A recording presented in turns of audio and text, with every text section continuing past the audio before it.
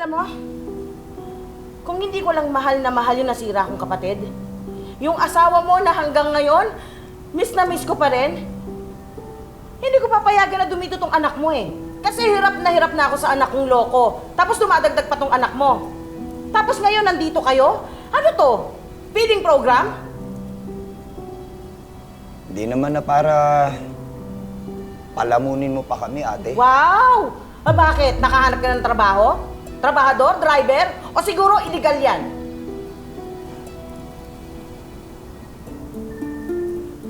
Ate, kaya kami nandini talaga. Magpapatulong sana ako sa iyo na makahanap ng mapagbibentahan ni Ray.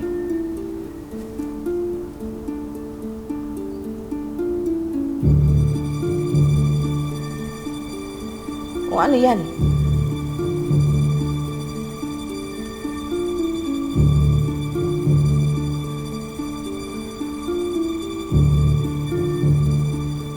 Perlas to, ate.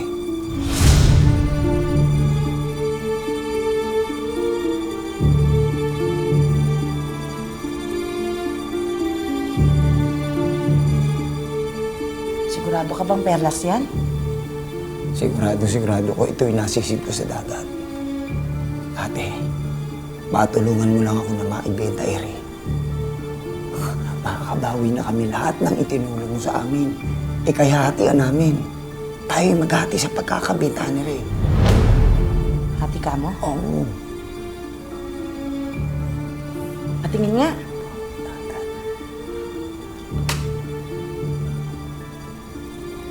Totoo to ha? Walang echos? Oo, ate.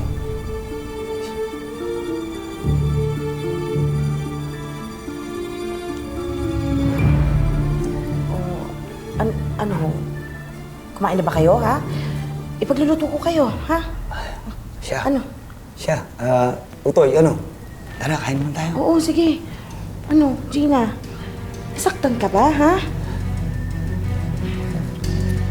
Ako, mahal ko pa naman ito, pamangkin ko to.